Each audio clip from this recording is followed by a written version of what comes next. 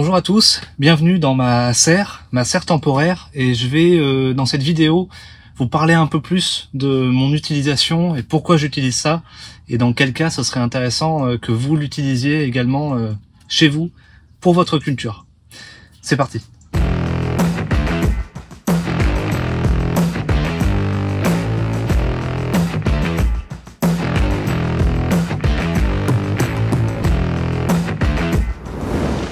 Cette vidéo est sponsorisée par la plateforme Faites du Bonsaï, le premier site français de cours en ligne pour apprendre le bonsaï. Vous pouvez choisir le cours qui vous intéresse et y accéder à vie. Ces cours sont structurés en chapitres et dispensés par des instructeurs reconnus pour leur expérience et leur pédagogie. Créez dès maintenant votre compte gratuitement et commencez à apprendre avec votre premier cours. Alors là on est dans ma serre, donc c'est une serre en fait tunnel, donc c'est des armatures en fait en acier inoxydable. C'est assez fin, hein, l'armature est pas, je vais pas faire des tractions en fait sur la barre là-haut parce que je pense que ça va se plier direct, mais ça peut quand même encaisser du vent si ça reste quand même raisonnable. Alors comme je suis pas chez moi, j'ai préféré mettre les bretelles, casques et chaussures de sécurité au niveau de la fixation de la serre. Donc c'est vraiment à base de parpaing et de planches de bois. Là j'ai même une énorme poutre qu'on a mis en place vraiment pour tenir en fait le tissu, pour éviter qu'il s'envole, parce qu'à la moindre ouverture le vent s'engouffre et on peut avoir la serre qui se retrouve chez le voisin. Il y a une grande toile, c'est ça qui est vraiment low cost dans ce genre de serre. C'est celle qui va prendre le plus cher, parce que si ça se déchire, ça fait que de s'agrandir. Les intempéries avec la lune, etc., ça finit par s'assécher, et même les petits carrés finissent par s'émietter. Donc c'est vraiment en fait quelque chose un peu de consommable dans ce type de serre, sachant que l'idéal c'est les vrais serres tunnels avec les gros tubes. Bon, ça c'est du pro, c'est des serres à plus de 1000-2000 euros. Là on est sur une serre à 80 euros. Voilà, bon ça c'est juste pour le modèle, s'il y en a qui sont intéressés par savoir. Avant j'avais une serre en polycarbonate, donc vraiment structure métallique avec les panneaux en polycarbonate. Et vous savez ce qui s'est passé, après la grêle tout a été complètement détruit en miettes. Et je suis passé du coup sur une serre tunnel. L'avantage c'est que ça coûte moins cher. Si jamais il y a un incident, je change, c'est moins cher. Et puis ce qui est bien aussi, c'est que le volume est bien plus important. Avant j'avais quelque chose en 2 x 3 mètres. Là on est plutôt sur du 3 x 4 mètres. Donc là on a 12 mètres carrés de surface au sol. Et puis on peut se mettre debout quand même. Donc ça c'est pas mal. Au niveau du volume, le rapport volume-prix est quand même vachement intéressant. Alors ensuite la serre, pourquoi j'utilise vous allez me dire, ouais, maintenant t'es sur tour, il gèle pas beaucoup, tes arbres ils peuvent survivre, il y aura pas de souci. En fait, depuis que je fais du bonsaï, je me dis simplement dans ma tête qu'on est en train de cultiver un arbre dans un pot. Un arbre, théoriquement, génétiquement, il sait que il est en pleine terre, ses racines sont plongées profondément pour certaines espèces dans le sol, et dans le sol il faut savoir que à une géothermie, une chaleur naturelle, c'est une chaleur en fait constante. On a une température moyenne, alors je connais pas la valeur, hein. Pour ceux qui s'y connaissent mieux, vous connaîtrez déjà la valeur, mais je pense qu'on est aux alentours des 10-15 degrés constants. C'est-à-dire que toute l'année, qu'on soit en été ou en hiver s'il gèle, la température dans le sol est pratiquement constante. Si maintenant on met un arbre dans un pot, comme ça, expliquez-moi comment vous maintenez la température dans le sol de manière constante. C'est impossible. Si vous mettez ce pot en plein soleil, ça va taper très fort, ça va chauffer très fort à l'intérieur et les racines vont subir cette augmentation de température extérieure. S'il gèle, c'est pareil, même si on utilise des pots terracotta anti-gélif, les racines subissent cette variation de température. S'il fait -1, à l'intérieur il fera peut-être 0 ou 1 degré. Les racines d'un bonsaï dans un pot subissent des variations de température qui sont contre nature. Ça veut dire qu'en fait, en une année, si vous laissez un arbre dehors toute l'année, il va peut-être avoir des variations entre -2 degrés et plus 40 degrés. Les arbres sont pas faits pour ça et les racines ne sont pas faites pour ça. Et donc en fait le but du jeu, pour moi je me dis je vais copier la nature, je vais essayer de lui créer l'environnement naturel qu'il connaît génétiquement, c'est-à-dire un sol dont la température reste à peu près constante toute l'année. Alors comment on fait? Vous le savez, en été, moi je mets mes voiles d'ombrage, ça permet de couper on va dire 30% des rayons, donc ça abaisse pas la température mais ça la limite. Au lieu de faire 40 degrés, du coup sous le voile d'ombrage on va être plutôt dans les entre 20 et 30 degrés, ce qui est bien plus supportable pour l'arbre. Je protège aussi les pots, ceux qui sont vraiment en plein soleil, je peux mettre un linge humide blanc, bon il faut l'arroser régulièrement. Le fait aussi d'arroser, on peut bassiner le feuillage, ça permet d'abaisser la température, parce qu'il absorbe l'eau, il y a une évaporation, il y a une diminution de température sur les feuilles que l'arbre peut faire. Donc avec un voile d'ombrage, on peut limiter la hausse de température dans le pot. Évidemment, les pots, on les met le plus à l'ombre possible. Il y a plusieurs petites astuces, mais en gros, en été, c'est ça. C'est qu'il faut mettre les arbres à l'ombre, sous voile d'ombrage, et essayer de limiter le plus possible la montée en température dans les pots.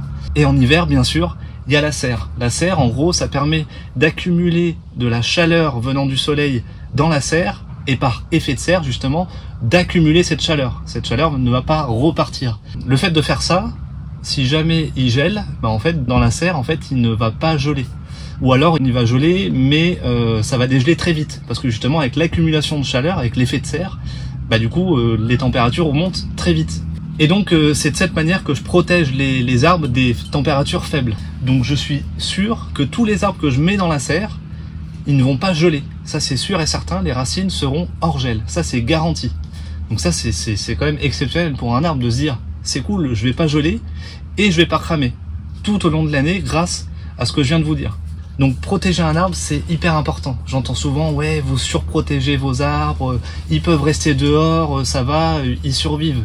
Oui, c'est exactement le mot, ils survivent. C'est-à-dire qu'ils sont pas forcément au top du top. Moi, vous allez me mettre dans un désert ou dehors sans vêtements, oui, je peux survivre, mais je vais pas être bien, quoi. Donc il faut vraiment faire la différence entre survivre et en très bonne santé. Nous, les bonsaïs, vous savez comment je les travaille, je fais des interventions régulières, drastiques, avec des calendriers assez soutenus en termes de taille, des rempotages drastiques, des coupes drastiques, des mises en forme, des torsions. C'est quand même des interventions assez traumatisantes. Donc du coup, effectivement, il faut une bonne culture derrière, donc arroser correctement, engraisser correctement et surveiller les substrats, faire des rempotages régulièrement, avoir les bons substrats également. Et donc cette protection n'est pas une surprotection, ça va avec le fait qu'on fabrique des bonsaïs. Donc c'est un arbre qui est dans un pot, dont les racines doivent rester à une température la plus constante possible toute l'année et qui vont subir des interventions. Et on pallie on va dire à la baisse de régime de l'arbre suite à ces interventions en cultivant de manière optimale. C'est de cette manière qu'on peut avancer dans un bonsaï, qu'on ne perd pas d'années, qu'on ne perd pas de branches, qu'on n'ait pas de retrait de sève, par exemple. Si on a par exemple des rosacées, des aubépines, des chouchoubaïs, des choses comme ça, des pommiers, du coup c'est bien de les rempoter en automne, ça marche mieux. Ça évite certaines maladies, et du coup, si on fait ça et qu'on met l'arbre en gel, ça va pas être très bon pour sa reprise au printemps. Alors que là, si je fais le rempotage en automne, et puis que je le mets en serre, là je suis garanti de sa reprise au printemps. Bien sûr, je parle pas des tropicaux, j'ai déjà parlé de ça dans la playlist des ficus, comment je gère entre la serre, éventuellement l'intérieur, l'extérieur, etc. Ça, vous savez. Il y a aussi des interventions qu'on peut réaliser et la serre peut aider justement à la bonne reprise et au bon fonctionnement de cette technique. J'ai parlé par exemple des rempotages d'automne pour les rosacées, donc aubépines, pommiers, chouchoubaïs, etc. Je vais parler aussi des tailles drastiques. Si on a envie de faire une taille drastique en automne, c'est mieux de le faire en fin d'hiver, justement quand la sève reprend. Là, les tailles drastiques, c'est parfait, comme ça l'arbre réagit tout de suite et la sève, ça colmate les plaies rapidement, c'est idéal. Mais bref, admettons on en est à faire en automne, ce qui est possible, et pour limiter les retraits de sève dus au gel, on peut le faire grâce à la serre, parce que là on va faire l'intervention et on protège l'arbre du gel, on est sûr que ça va pas geler. Donc on protège les rempotages d'automne, on protège les plaies pour les tailles de structure sur nos arbres, notamment les érables, les feuillus, etc. On peut faire aussi des greffes. Là, on est sûr aussi que ça va bien prendre parce que on les protège du gel. Les pliages aussi sur les pins. Si on fait des pliages drastiques en hiver, il faut aussi protéger du gel. Donc en fait, il y a pas mal d'interventions qu'on peut faire en automne et où on peut garantir le résultat grâce au fait qu'il soit protégé du gel. Donc voilà tous les avantages de la serre. Pourquoi j'utilise la serre? Le rapport avec son environnement naturel, donc en pleine terre. Les avantages en bonsaï, ils vont bien mieux supporter et mieux réagir à toutes les interventions qu'on va faire grâce au fait qu'ils soient hors gel. Les tropicaux, évidemment, ils peuvent rester toute l'année en serre, ça c'est idéal. On crée vraiment un bel environnement tropical. Et je vérifie, mais je pense que j'ai tout dit. Donc j'espère que cette vidéo vous donnera envie d'investir dans une serre. Je sais que moi j'ai connu aussi la case balcon. J'avais un balcon de 4 mètres carrés, j'avais ma petite serre de balcon sur lequel je pouvais mettre, on va dire, 4-5 arbres de taille moyenne. Mais c'est indispensable. La serre, c'est pas un investissement de fou. Ça occupe du terrain par contre. Effectivement, là il y a 12 mètres carrés de jardin en moins. Bon là je suis pas chez moi, hein. Je suis hébergé le temps de m'installer dans cette nouvelle région. C'est, je pense, un outil de travail très intéressant. Et en plus, regardez, là je suis bien. Dehors il fait quand même assez froid. Là je suis en serre, donc je suis protégé du vent. J'ai oublié de parler de ça d'ailleurs. Tout ce qui est feuillu, tout ce qui est arbre qui supporte pas le froid, en fait c'est surtout le vent glacial qui est pas bon. Et là dans une serre, en fait, le vent ne passe pas parce que c'est fermé, c'est clos. Donc ça c'est encore un autre avantage du coup que j'avais oublié. Protection du vent. Du coup c'est un environnement qui est bien pour les arbres et pour nous aussi. Si on a besoin de faire des travaux, si on a besoin, je sais pas, de nettoyer des pots, de faire des rempotages, de faire des tailles, de préparer son printemps, en fait on a aussi un espèce d'atelier serre où on est nous aussi protégés. Voilà pour le sujet de serre. Je sais que j'ai eu beaucoup de questions sur ce sujet et je me suis dit c'est le moment rêvé pour parler de la serre, parce que là j'ai mis mes arbres récemment sous serre, parce que là les températures commencent vraiment à diminuer. Le matin il fait entre 2 et 5 degrés, donc c'est vraiment le moment. Vous pouvez également, avant de mettre les arbres en serre, faire le Yokosai. Je remets le lien de la vidéo si vous voulez faire ce traitement préventif avant la mise en serre. Et puis on est parti pour un super hivernage, et puis ensuite on remettra les arbres sur les étagères. D'ailleurs mes étagères, je vous les montre en ce moment, elles sont totalement vides. Vous voyez que je garde que les conifères. Eux ils n'ont pas besoin de cette protection hivernale, en fait ils sont très bien dehors. Il y a du pin principalement et beaucoup de genévrier, donc voilà pour l'installation, elle est totalement vide. Il y a un bon tiers de la collection qui sont représentés par des conifères, et le reste c'est ici dans la serre, c'est des feuillus. Voilà pour cette vidéo, on se retrouve bientôt pour un prochain sujet, et faites du bonsaï. Pour ceux qui les racines, les racines d'un bonsaï, ça permet de couper, on va dire, ça permet de couper, il y a une évaporation, il y a une diminution de température sur les feuilles, et en hiver, il y a la serre. Si elles crament, elles vont devoir reproduire des racines en arrière. Attendez, il y a un petit hélicoptère.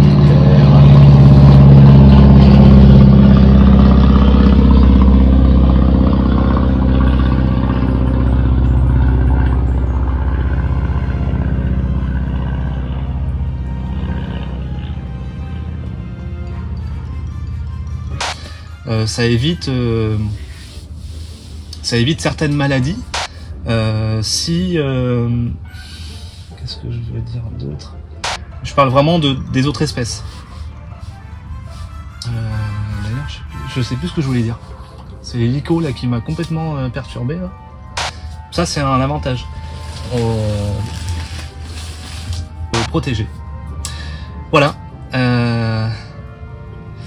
Voilà pour le sujet de serre. Si vous voulez faire ce traitement préventif, si vous voulez faire donc eux ils n'ont pas besoin de cette protection. Ils n'ont pas besoin de cette protection.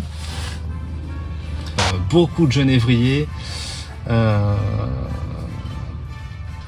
y a du pin principalement.